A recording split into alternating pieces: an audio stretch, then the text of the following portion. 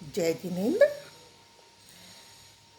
पर्युषण पर्व का 7वां दिन एकादशी का दिन या उत्तम तप का दिन है। तो तप का नाम सुनकर मन में प्रश्न आता है कि तप है क्या। संस्कृत शब्द तपस या तप का मूल अर्थ है प्रकाश या प्रज्वलन, जो कि सूर्य या अग्नि में होता है। जिस प्रकार स्वर्ण या सोना अग्नि में तप जाने पर शुद्ध रूप में प्रकट होता है, इसी प्रकार आत्मा स्वयं को तप रूपी अग्नि में तपाकर अपने शुद्ध स्वरूप में प्रकट होती है। इसी प्रकार लोहा यदि तपता रहे तो उसमें जंग नहीं लगता।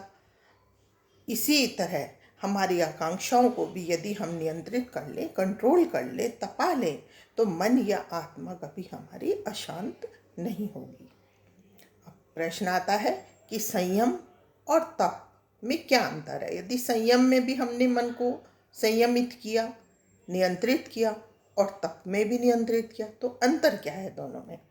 तो उसका विश्लेषण करने पर हमने जाना कि सच्चा तप संयम पूर्वक होता है, और संयम से इच्छाओं पर नियंत्रण किया, यानी इच्छाओं का निरोध हुआ। हमने अपनी इच्छाएं का निरोध करके इच्छाओं को उत्पन्न ही नहीं होने दिया, और जब इच्छाएं ही उत्पन्न नहीं हुई तो नियंत्रण किसका। यही तप की उत्कर्ष अवस्था है, यानी पहले इच्छाओं पर कंट्रोल करना संयम के द्वारा, और फिर आत्मा में लीन होना, उस पर विचार करना, आत्मा में रमण करना, आत्मा के स्वरूप को जानना, यह तप है।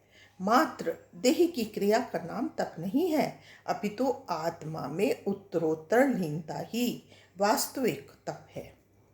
इस प्रकार इच्छाओं का निरोध, अभाव और नाश करना ही तप है।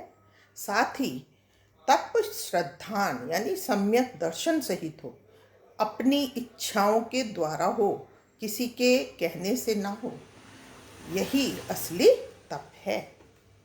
अब है कि तप के क्या भेद होते हैं। जी हाँ, तप के 2 भेद होते हैं, बाह्य तप और आंतरिक तप। बाह्य तप हमें अंतरंग में जाने के लिए तैयार करता है, जैसे कि उपवास आदि।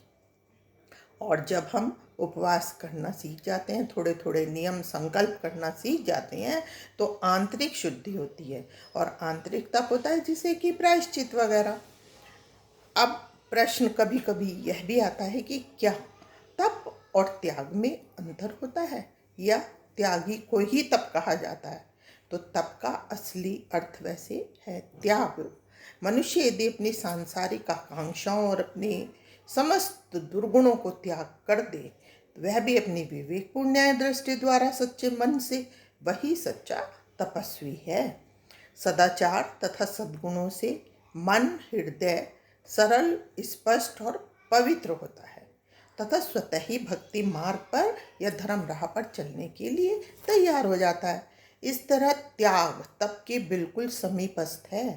त्याग को मन तैयार होगा, तभी तप सोपान पर मन पहुंच पाएगा। तो त्याग का होना जरूरी है, पहले त्याग और उसके बाद तप। अब तप को हमने जाना। उत्तम तप, उत्तम तप क्या है। तो पतन से उत्थान की ओर अग्रसर होना, कर्मों का क्षय करने हेतु या कर्मों का नाश करने के लिए साधना करना ही तपस्या है। मन की इच्छाओं, आकांक्षाओं को जला देना ही तप है। विषय भोगों में विरक्ति, विषय भोगों से जाना, उसमें रमण नहीं करना, यही तप है। जब आत्मा से संयम का जागरण होता है, तभी व्यक्ति तप को मन से स्वीकार करता है। संसार की सभी आत्माएं तप के द्वारा ही परम आत्मा में विलीन हुई। तपस्या के अभाव में आत्मा की उत्पत्ति ही नहीं होती। मुनिवर प्रमाण सागर जी ने भी कहा कि समस्याओं को तपस्या बनाओ, जीवन का आनंद आएगा। तो यह है आज का विचार, उत्तम तप। कल हम धर्म के अगले स्वरूप पर विचार करेंगे। तब तक के लिए